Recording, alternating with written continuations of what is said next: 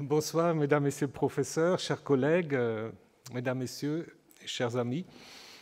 Je suis très heureux de vous accueillir ce soir pour la deuxième série de conférences dans le cadre du cycle Europe du Collège de France, cycle qui s'inscrit dans une longue tradition de réflexion du Collège de France et l'Europe. Vous le savez, le Collège de France, depuis sa création en 1530, dans le contexte de l'humanisme, s'est dès le début ouvert sur l'Europe, convaincu que la science, la recherche, la diffusion de la recherche ne connaissent pas de frontières. D'ailleurs, de nombreux professeurs et professeurs originaires des pays européens ont enseigné et enseignent aujourd'hui au Collège de France. Ainsi, notre institution bénéficie d'une longue tradition de réflexion et de débat sur l'Europe qui n'a eu de cesse d'occuper les professeurs et chercheurs du Collège de France. Une des dernières manifestations de cet intérêt aura été la chaire « L'invention de l'Europe par les langues et les cultures », chaire créée en partenariat avec le ministère de la Culture que nous avons pu inaugurer jeudi dernier. Et le colloque de rentrée, qui aura lieu le 21-22 octobre, auquel vous êtes évidemment aussi cordialement invités, sera également consacré à l'Europe et à ses nombreux défis. Ce cycle Europe a pour but d'accompagner cette réflexion en faisant appel à des acteurs et observateurs de la construction européenne qui traiteront des différents aspects de cette question. Je voudrais remercier chaleureusement mes collègues Samantha Besson, Edith Hurt et Vinciane Pirenne qui se sont engagés dans ce projet. Un grand merci aussi à la Fondation Hugo du Collège de France qui a largement contribué à sa réalisation. Après Luc van Middelaar, qui a ouvert ce cycle avec une série de 4 conférences autour du thème « L'Europe géopolitique, actes et paroles », nous avons ce mois le privilège d'accueillir le célèbre politologue Ivan Krastev, président du Centre for Liberal Strategies de Sofia, en Bulgarie, et membre permanent de l'Institute for Human Science, j'aurais dû le dire en allemand, mais je n'ai que la version anglaise, de Vienne, en Autriche. Il est également membre fondateur du Conseil européen des relations étrangères. Il écrit régulièrement des articles pour le New York Times et d'autres journaux. Il est l'auteur de nombreux essais, dont certains ont été traduits en français. Est-ce déjà demain, le monde paradoxal de l'après-Covid-19 en 2020, Le moment illibéral, coécrit avec Stephen Holt, lauréat de la 3e édition du prix annuel Lionel Gelbert, Le destin de l'Europe et d'autres titres en anglais. En 2020, Ivan Krastev a reçu le prix Jean Amry de l'essai européen. Les 4 conférences qu'il prononcera au Collège de France, en anglais, comme ça a été annoncé, ont comme titre général « L'angoisse du déclin ». Démocratie, démographie et le clivage entre l'Est et l'Ouest en Europe. Cette série se propose d'analyser la façon dont les majorités ethnoculturelles en diminution dans les États membres de l'Union européenne tentent de préserver leur pouvoir et leur identité face à leur propre déclin démographique et à l'arrivée des migrants.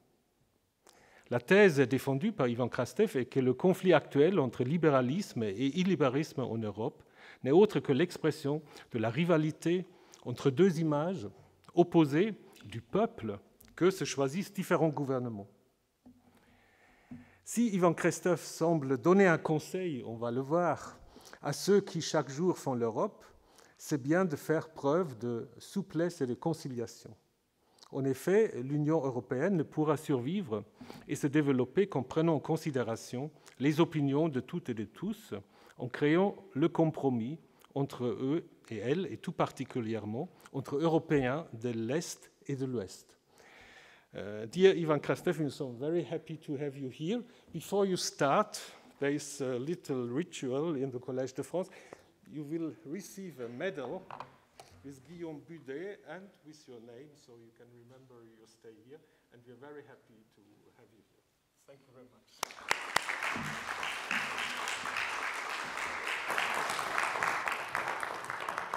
Thank you very much, and it is great that you're giving the medal before I have spoken. So even if I'm going to disappoint you, you cannot take it back. Thank you very much. It's a real privilege, and you know that I mean it to be here and to have the opportunity. So when Professor Besson invited me to give these lectures. To be honest, I was surprised. This is one of the institutions in which I never expected to be invited to give a lecture. Even I was reminded for interesting art installation that I saw some years ago in Sofia, and the installation was the following. The artists have been visiting different famous art museums in the world, and he was recording the audio guide which explains what you're seeing and the history of the paintings that you're looking at. And then he organized the exhibition in Sofia in which you enter into the room. In the exhibition, all walls are empty. It's only the names of the paintings, and then you can listen to the audio recording. So from this point of view, for me, Collège de France was slightly like this. I have known a lot about it, but I have never seen it. So now, for the first time, kind of visited personally. Before coming here, I also was talking to Luc van Midderlei and said, basically, give me an advice what I should do with this lecture series. And he said, first, it is best to speak in French. Unfortunately, on this I cannot deliver. My only excuse is that my kids speak French, so probably this is for the. Secondly, he said, read better your lecture. Have a written lecture and read it. But on this I also cannot deliver, because 20 years ago I tried to do it, and at some point even I was not understanding what I was doing. And the third was, be interesting, and with this one, I don't know exactly what you're doing. So his advices were great, but I don't believe that they were very useful.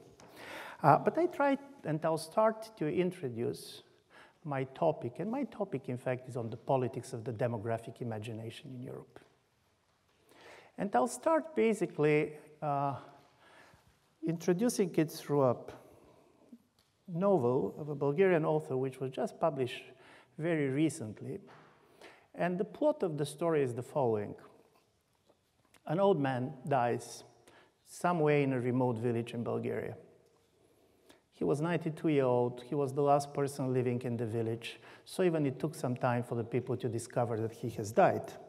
And of course, nobody was going to notice his death if it was not for the fact that because of his death, the population of the country dropped under 7 million people. And this created a moral panic in the country, because in 1989, the population of Bulgaria was 9 million. By the way, Bulgaria is the fastest shrinking demographically country in the world in the absence of war or natural disasters. So suddenly, the death of the person and the moral panic that he triggered become a political issue. People start asking ourselves, we are going to vanish. Are there going to be Bulgarians around in the next 100 years? Why this is happening? Is it democracy to blame? Is the European Union that is emptying us?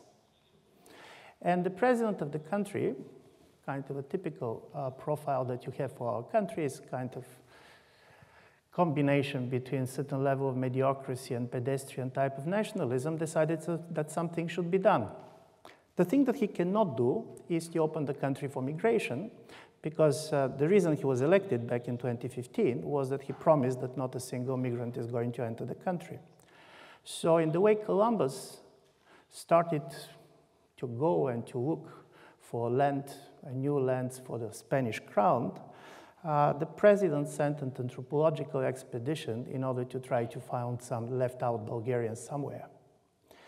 And as you can imagine, it's a satirical novel, by the way, nicely written. So they found somewhere in Central Asia, I know that there is especially in Central Asia, in one of the regions in which 70 generations ago Proto-Bulgarians came from, they found a community of around 500,000 people who anthropologists said, listen, they should be our cousins.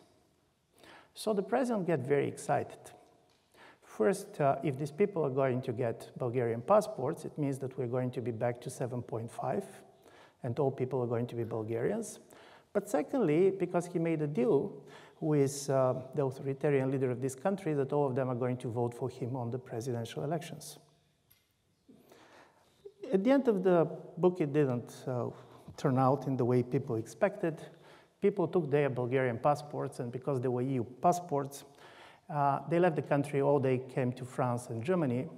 and there was nobody to vote for the president.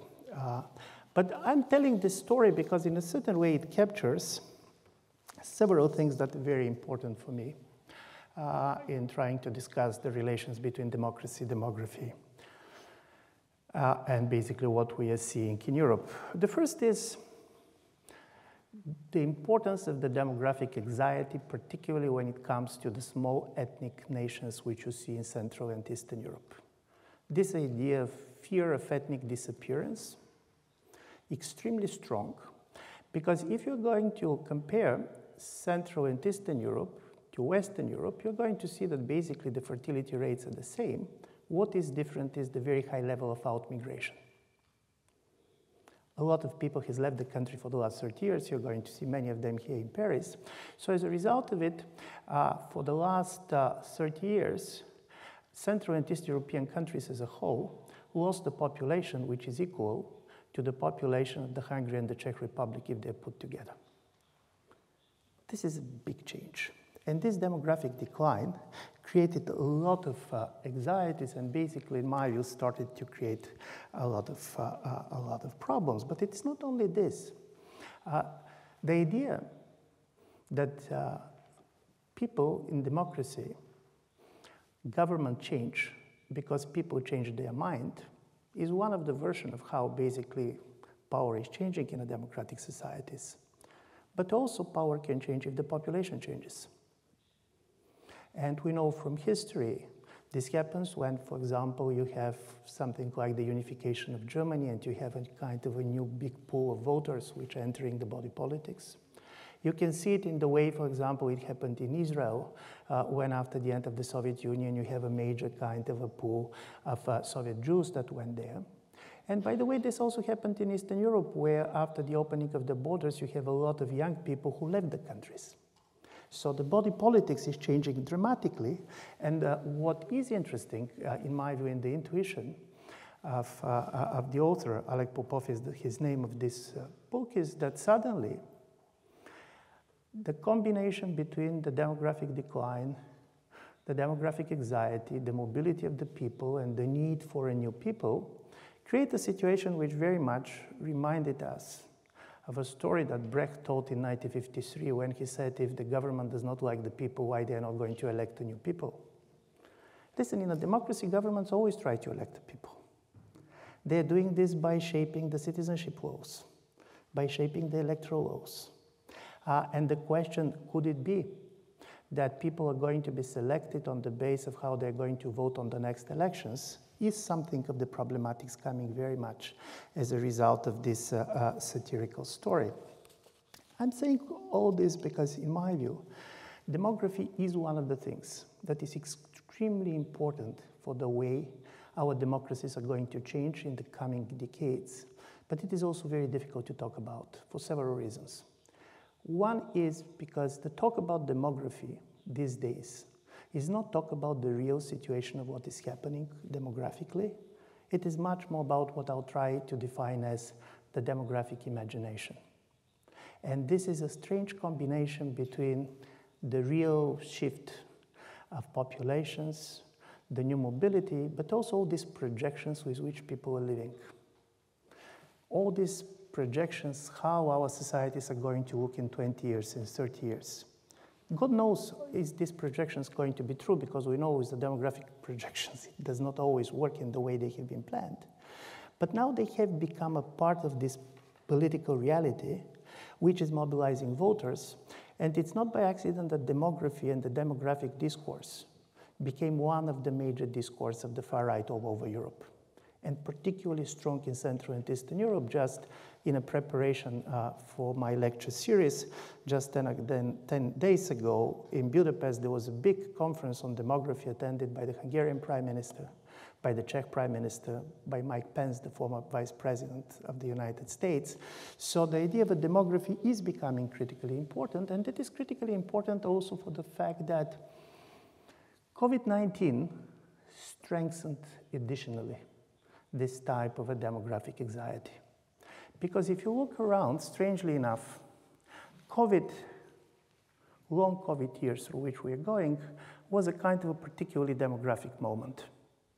The moment when the virus arrived, all of us knew exactly how old we are. Because the risk of dying has been doubling with every 8 years. Secondly, because when we are going to be vaccinated depends on how old you are. Secondly, it's not simply that you learn about your own age, and the famous formulas that the 60 is the new 40 were not as powerful as they used the day before. But suddenly we also learn how many people older than 80 are living in our societies. Because most of these people were very invisible before. Some of them staying in the old nursing houses. And then suddenly we learn how young people are learning in our countries, and there were not many of them. I'm saying all this because it's not simply that demography became visible, but secondly also because of COVID, more than ever before, the ordinary citizen starts to think about in terms of exponential growth and projections. Psychologists have been arguing that for the ordinary person, it's very difficult to think in terms of exponential growth. It's very difficult to understand why, if today we have 10 people infected, tomorrow we're going to have 100, and the day after tomorrow we're going to have 1,000. But because of all this social experience that we get, thinking in terms of exponential growth became much more closer to the people, and then these demographic projections started to look totally differently. Plus, during the COVID, we started very much to have a better understanding of how populated the country is and where it is populated. Suddenly, people started to be interested to go to places which are less crowded. Suddenly, we see the demography of all this. And this is quite interesting because when we're talking about a country like Bulgaria, I told you that we have this absolutely incredible demographic shrinking, and the projection is that around 2040, the country is going to be inhabited by 5.5 million people, but what is even more interesting, 68% of the country is going to be what is called demographic desert, which means less than 10 persons per square kilometer. So I'm saying all this because I do believe COVID basically strengthened two types of an imagination, which I found particularly important, and this is my starting point to try to analyze the situation in Europe. I'm going to argue that instead of thinking in terms of traditional opposition between left and right that have been structuring European politics for a long time, we saw the rise of two very powerful political imagination, both of them, to be honest, quite apocalyptical. One is the ecological one. It comes very much from the climate activists. This is basically Extinction Rebellion. This is the feeling that if we're going to do nothing to change the way we're living and the way we're producing, probably in not so distant future, they're not going to be life on Earth. And on the other is demographic. This is not about basically that the life is going to die. The problem is that our way of life is going to die. And this is very much this demographic imagination, which I'm using demographic imagination very much following the famous book in 1959. Wright Mills wrote the book Sociological Imagination, which was quite important for sociology in the 60s and 70s. And his major story was, for him, sociological imaginations was trying to reconcile the way people are making sense of their personal biography and the bigger structural trends in the world. I do believe the demographic imagination basically is trying to reconcile the imagination of the people to the groups to which they belong, to the global situation and the global trends. And here we are entering, when we talk about the demographic imagination in Europe, a paradox that had been captured very early on in 1992 by the German writer Hans Magnus Enzensberger, who basically defined the term demographic bulimia. And demographic bulimia, according to him, is this double fear that on one level there are too many people in the world, and on the other there are too few. Too many of them and too few of us. And this strange type of a structure in which the population of the world is increasing all the time and probably is going to increase till 2050, but at the same time you have the feeling that your own communities are shrinking, created this particular powerful demographic imagination that I do believe is critically important to understanding basically what is happening in the politics in Europe in general, but I'm going to argue that it is particularly important to try to to see what is happening in Central and Eastern Europe and how the Central and East European regimes basically have been legitimized. And listen, this is really important, and as I said it, COVID-19 very much contributed to two things. First, make all these kind of fears much more urgent.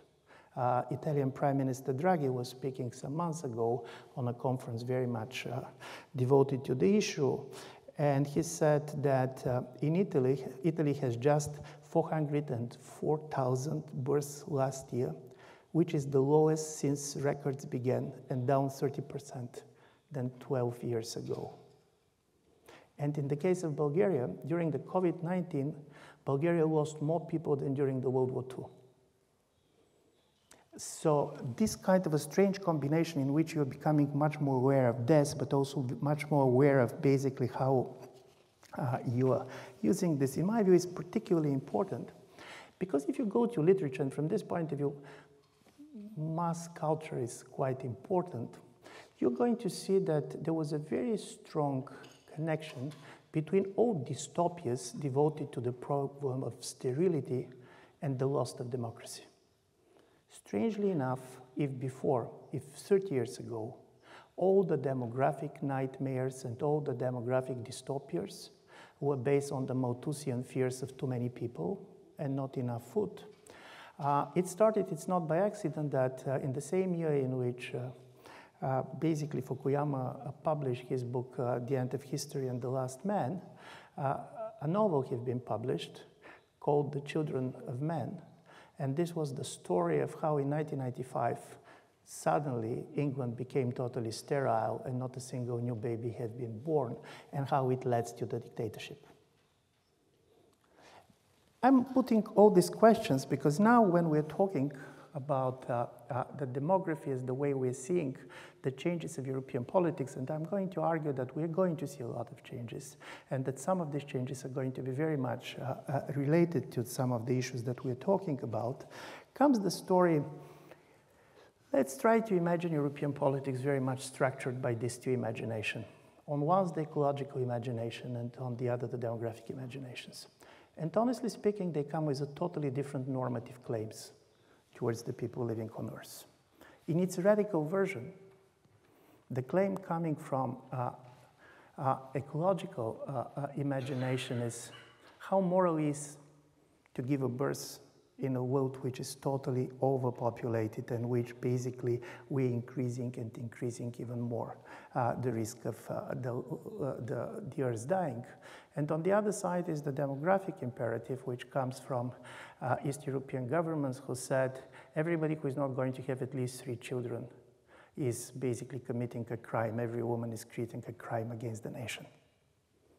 They go strongly against each other, and my first argument is going to be that in the West and in the East, these two imaginations, kind of one of them predominates. If you're going even to compare the popularity for the Green parties and so on, you're going to see, with small exceptions, that they're not particularly strong in Central and Eastern Europe.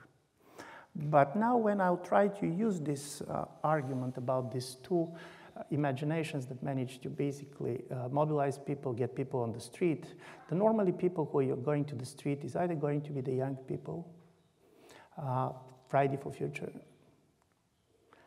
which is very much trying to speak also on behalf of those who are not born yet and probably are not going to be born if we're not going to change our way of lives.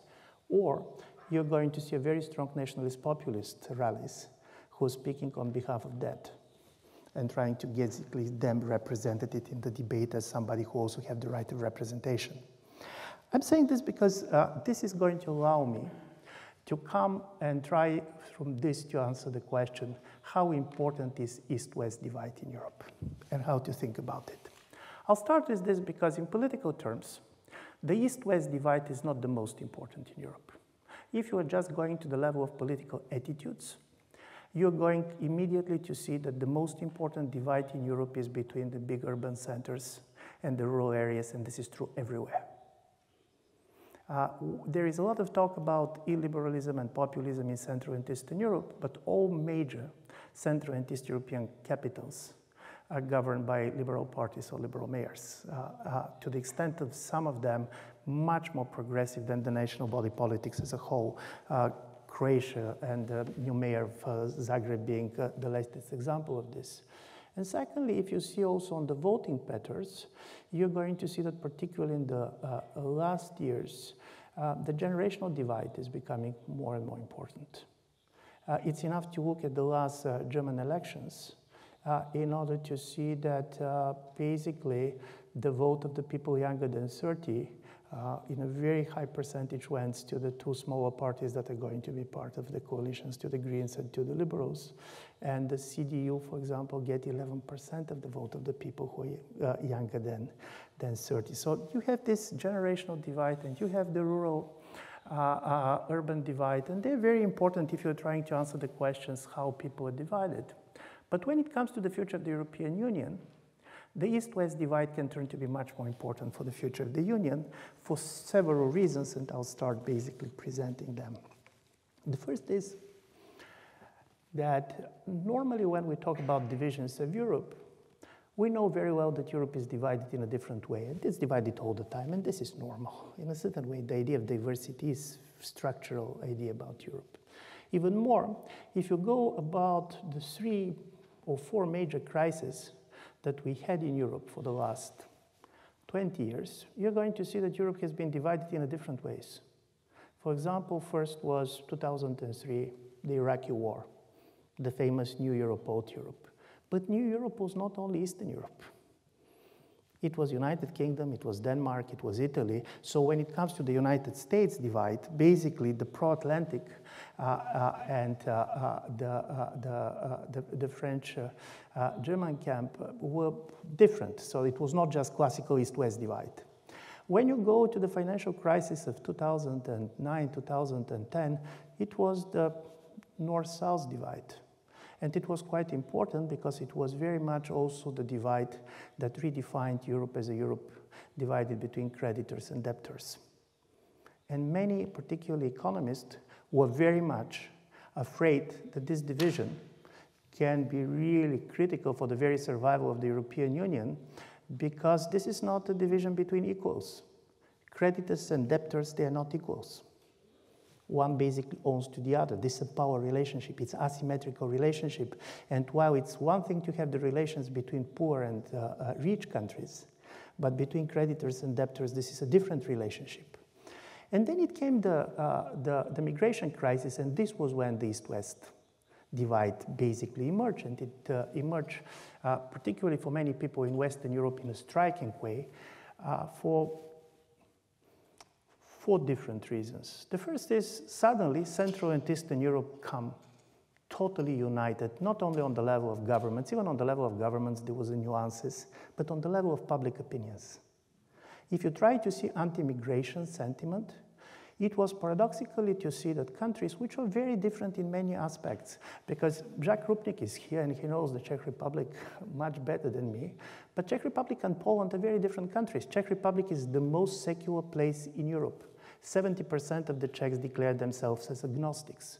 Poland is still one of the most religious places in Europe. But when you look at the anti-migrant sentiment, paradoxically, Czech Republic was even more anti-migrant than Poland. And the same was in Hungary, the same was in Bulgaria, the same was in Romania. Even when the governments were trying to get a much more nuanced position, the public opinions were extremely hostile. This shocked many people also because you have a very strong migration sentiment, but they were not migrants.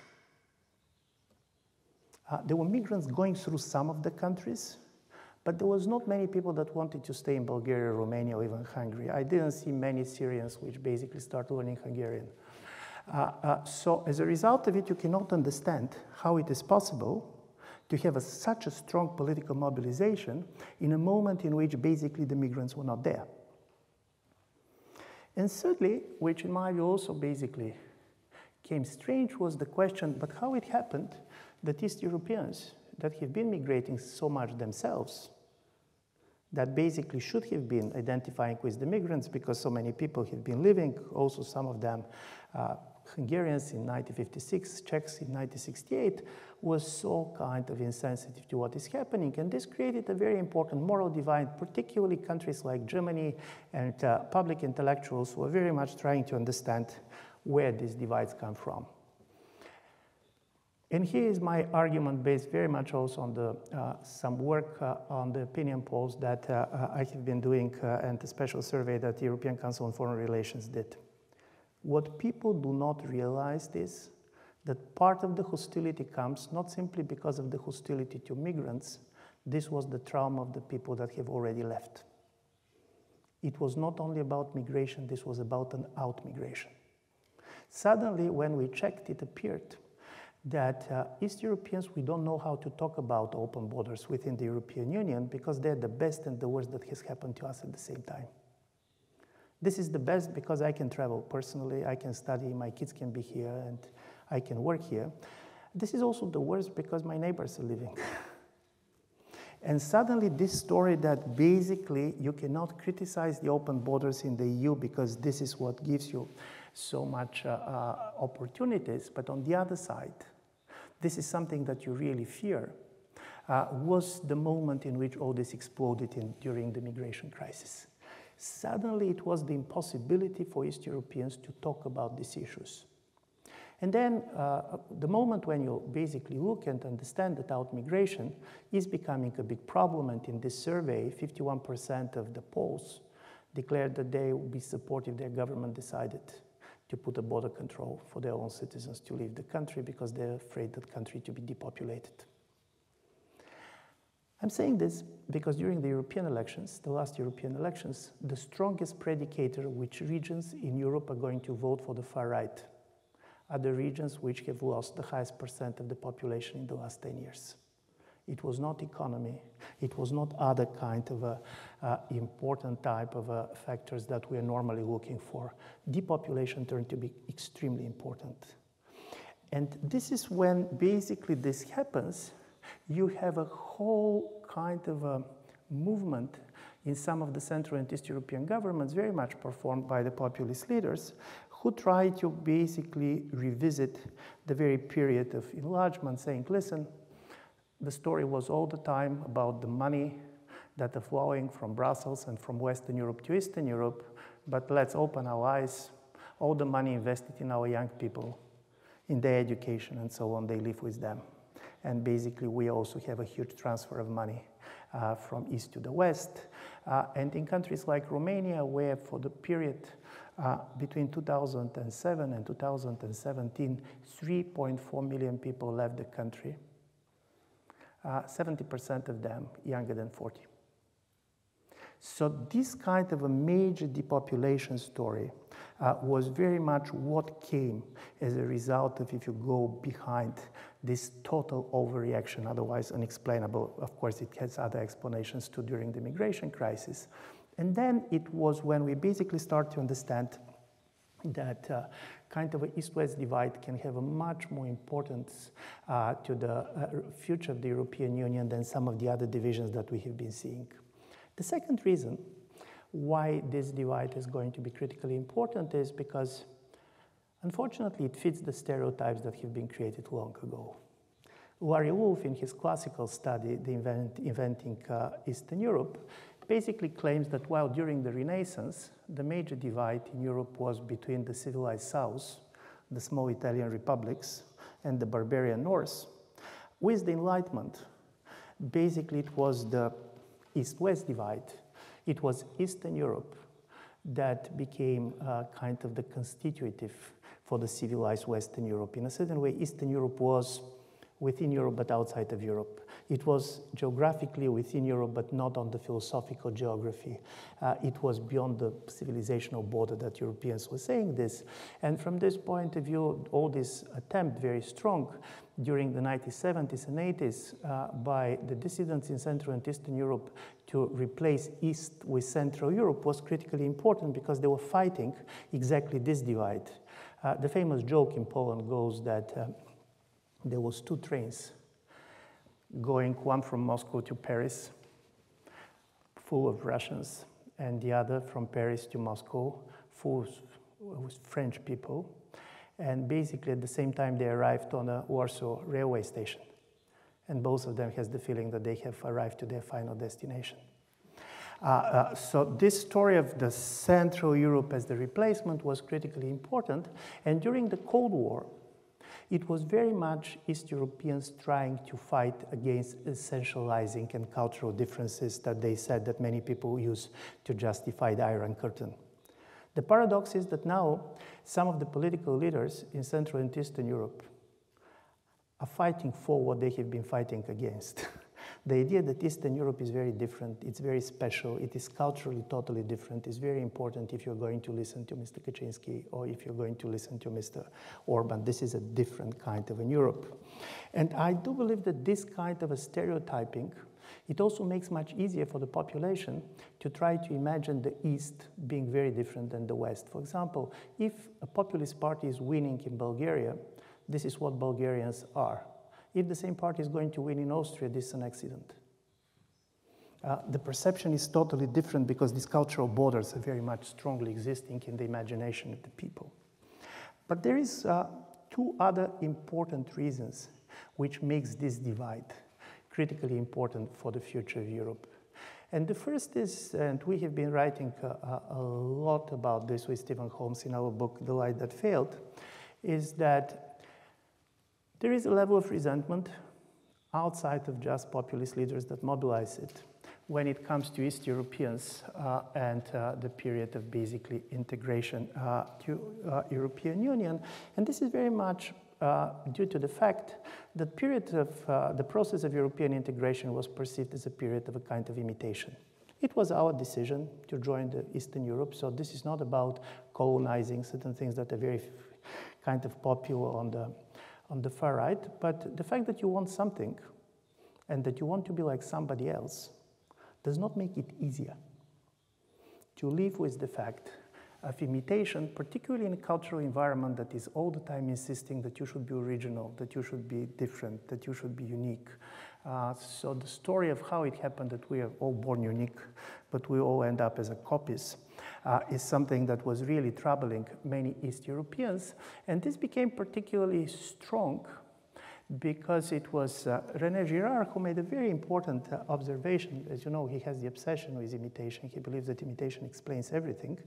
But on this, I do believe he was extremely insightful, saying that the moment I want to be like somebody else, it means that I'm basically recognizing his or her superiority. If I want to be somebody else, there is something wrong with me. And this moment is becoming critically important because this other person is not God that you want to imitate. This is your neighbor. It exists. It is there. And all the time, this other person or this other institution is very much also judging how well you're imitating. You have all these reports of European Commission saying how much you are like us. And this was very, in my view, skillfully used by politicians in Central and Eastern Europe, trying to mobilize this imitation, and the story was, we do not want to imitate you anymore. We want to be ourselves. The interesting story is that we don't know what it's to be ourselves, because in a certain way, just 30 years ago, ourselves was that we are like you. And I do believe that in a certain way, Eastern Europe is very much caught in this, and there was a great film, by the way, done already in the late 1990s by Krzysztof Kieślowski, a famous Polish movie director. This is a famous trilogy. And the second film is called White. By the way, the three colors are the colors of the French flag.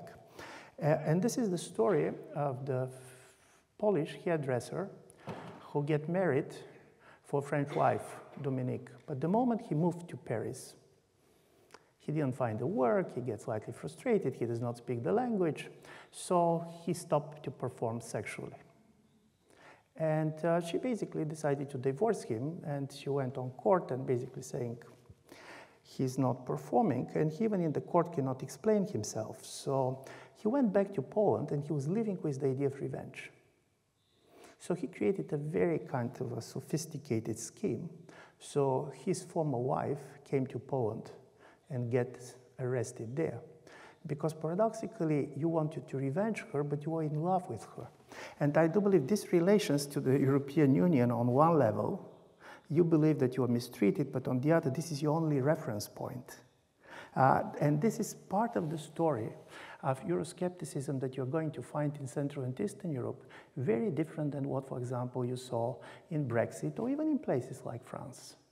In Eastern Europe, nobody wants to exit the European Union.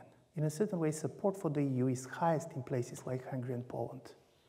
But you want to be different. You want to be treated differently. You cannot be critically explicit what you want, but you want a different place for you, but you want to stay in the Union. And I'm saying this because I go for the fourth, and in my view also quite important element that makes East-West divide probably more important than we're realizing. We see now, in the last years particularly, that the Cold War narrative is fading away, and basically decolonization narrative is coming much stronger, and basically probably the 20th century now we realize that the process of decolonization could have been historically more important than the Cold War. But then if this is the case, then Europe is divided between Western Europe, which was mainly former empires, and Eastern Europe, which was basically former state that have been formed as a disintegration of the continental empires. My colleague from Vienna, the Yale historian Timothy Snyder, had this point very strongly when he said the biggest and most important myth about the European Union is that it was created by the nation states. In the moment when the European Union was created, neither of the founding members was a real nation state. France was still an empire, basically, with everything to follow. Germany tried to be a big empire and basically failed to do it. Italy, their imperial project also basically failing in Africa and other places. Belgium with Congo still being part of it. So suddenly you have this totally different view about diversity, sovereignty. Strangely enough, all of these big West European states have been empires most of their history. And then you have the East Europeans that came as a result of the disintegration of the empires. And for them, basically, they're sharing totally some of the sentiments of the anti-colonial states and anti-colonial movements that come in the 1960s outside of Europe. And it means, particularly in our case, two things: total obsession with sovereignty, understand as an absolute sovereignty, and very much concentrated in the executive political power. Sovereignty is the leader, sovereignty is the government, sovereignty is difficult to be shared. And secondly, and I'm going to talk much more about this on my second lecture, total obsession with the idea of the ethnic homogeneity as a precondition for the existence of the state. The very idea of minority, and here there are lawyers knowing it better than me, but basically minorities entered the international law because of the emergence of these post-colonial states in Central and Eastern Europe. There was no particularly kind of a minority treaties concerning minorities in places like France or Germany. It was very much created after the World War II, basically focusing on these new states that have been emerging. And without going much more in this, I just want you to imagine for a while the ethnic map of Europe in 1900, and then the same in 2000. In 1900, you're going to see two Europes. One was ethnically much more homogeneous, and this was Western Europe. It was Germany, it was France, it was the Nordic states. The other, which was extremely ethnically diverse, and this was the former Habsburg lands, the former Ottoman lands. In 1939, almost a third of the population of Poland have been not ethnic Poles. There were Germans, there were Jews, there were Ukrainians. And then you go 100 years, and in these 100 years, several things happened. First, states start traveling. Then basically people have been expelled, and you have expulsion and exchange of population. But if you see the ethnic map of Europe in 2000, you're going to see totally symmetrical picture. You have Western Europe, which is much more culturally and ethnically and racially diverse. And you have Central and East European countries that are incredibly homogeneous in the ethnic composition. In 1989, 96% of Poland were ethnic Poles. And I do believe this kind of a totally different understanding between ethnicity and state formation, the idea of ethnicity and sovereignty is something that I'm going very much to discuss in the next lectures of mine. Because for me this is interesting, and I'll go basically to the last point of my presentation to make the following story. What is changing with the demographic imagination is that it is totally shattering exactly this type of historically formed views of what is a state, what is basically a nation. Famous anthropologist Clifford Geertz in 1995, he was giving this lecture in the Institute for Human Sciences in Vienna, in which I'm permanently fellow.